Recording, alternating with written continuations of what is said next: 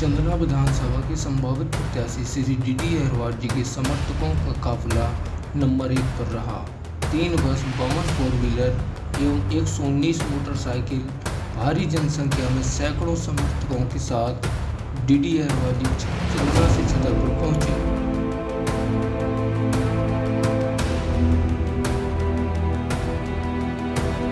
चंदना विधानसभा के सभी गांवों से पहुंचे डीडी अहिरवार जी के समर्थक। आवाज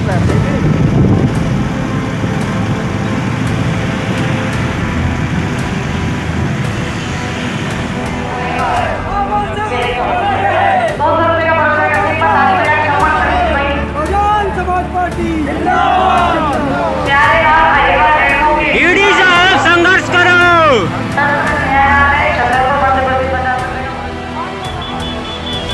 डीडी साहब संघर्ष करो। डीडी साहब अब की बार। डीडी साहब अब की बार हम तुम्हारे साथ हैं। हम तुम्हारे साथ हैं। जय भीम जय भीम जय भीम जय भीम। काशीराम की टीम का, काशीराम की टीम का। डीडी अहिरवार का यह काफिला देख करके कांग्रेस और बीजेपी की उड़ी नींद। हम सबको करेंगे पूरा।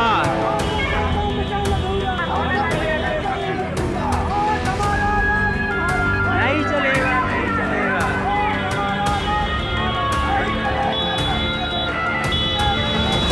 हाँ, जीतेगा।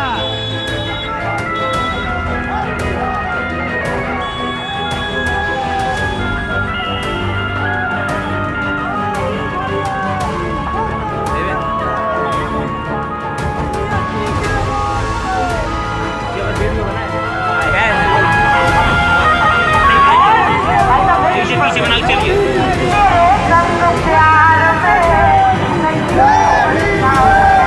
डीडी अहिरवार जी का छतरपुर में जगह जगह जोरदार स्वागत।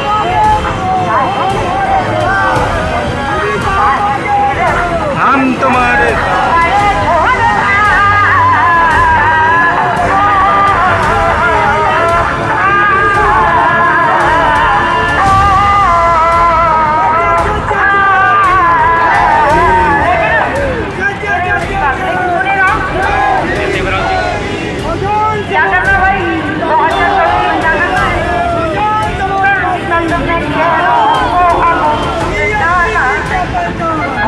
डंडा हाथ में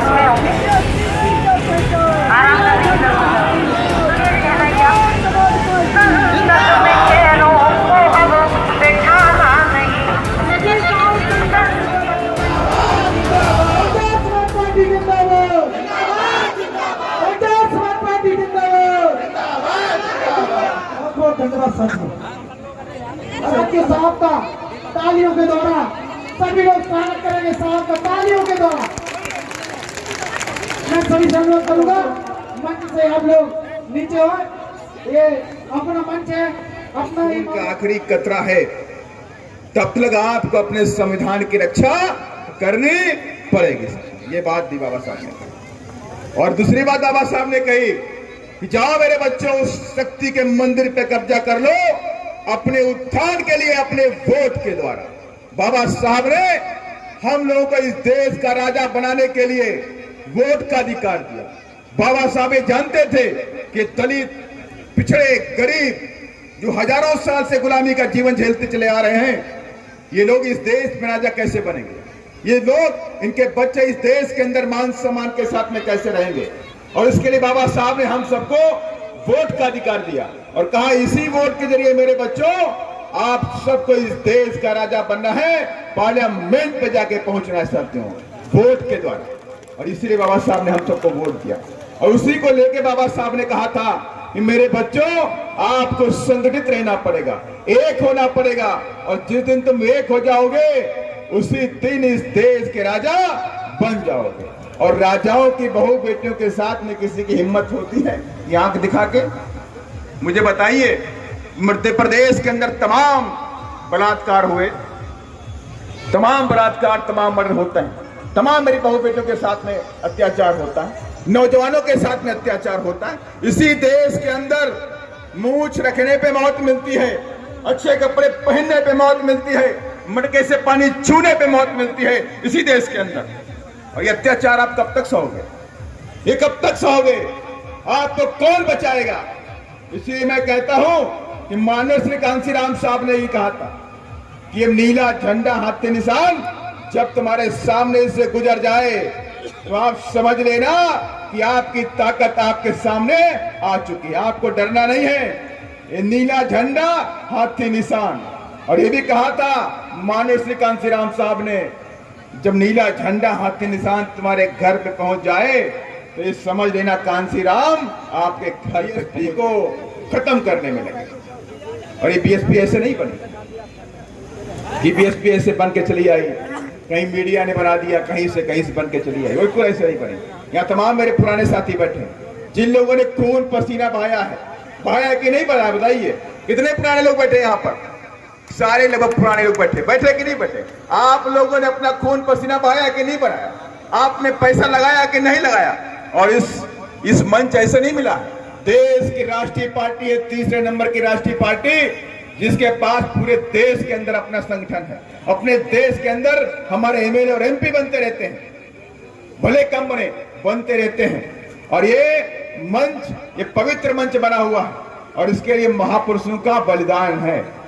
माननीय श्री कांशीराम साहब ने अपने आप को बलिदान दे दिया, माननीय बहन जी ने पूरे अपने जीवन का बलिदान दिया है, तब जाकर के मंच मिला साथियों, ये सम्मान मिला।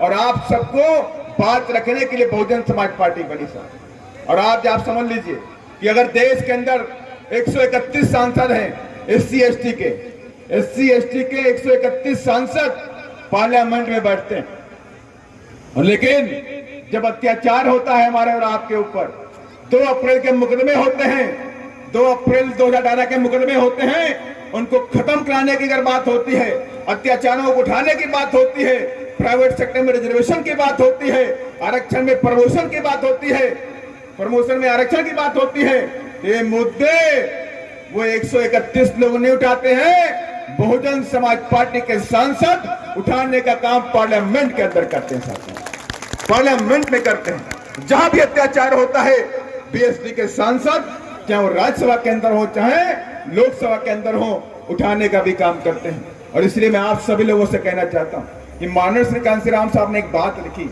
माननीय श्री कांशीराम साहब को सभी लोग मानते होंगे, मानते कि नहीं मानते? यहाँ पे कितने लोग माननीय साहब को बात को मानते होंगे? मेरी समझ से सारे लोग माननीय श्री कांशीराम साहब को मानते हैं। माननीय श्री कांशीराम साहब ने लिखित बोला कि मेरे बच्चों, मैंने बहुजन समाज पार्टी रूपी एक बड़ा कुआं खोद दिया, मैंने बहुजन समाज पार्टी रूपी एक बड़ा कुआं खोद दिया है।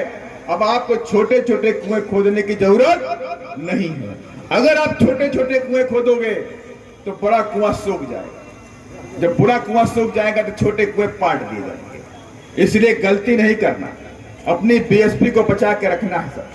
और ये बीएसपी जब तक है तब तक आपकी आवाज पार्लियामेंट के अंदर बुलंद होती रहेगी साथियों, हमेशा बुलंद होती रही है और आगे भी बुलंद होती रहेगी। और मैं दावे के साथ में कहता हूं कि 2023 और 2024 में इस देश के अंदर चुनाव होने वाला है और 2024 हमारे लिए भी अहम है, क्योंकि आज हमारा संविधान खतरे में है, आज हमारा आरक्षण खतरे में है। आरक्षण को कमजोर किया जा रहा है, संविधान को धीरे धीरे खत्म करने में सरकारें लगी हुई हैं। हमारी आपकी सारी नौकरियां खत्म हो चुकी, बैंकिंग की सारी नौकरी खत्म हो गई। बीएसएनएल में 5,40,000 के आसपास एम्प्लॉय था, 5,40,000 एम्प्लॉय में से आज बीएसएनएल के अंदर सिर्फ 5 लाख लोगों को हटा दिया, 40,000 पूरे देश में एम्प्लॉय बचा हुआ। बैंकिंग की नौकरी खत्म। चारों तरफ से नहीं आएंगे आप लोग, जिसको बुलाया जाए वही जाएंगे, जिसको बुलाया जाए वही आएंगे।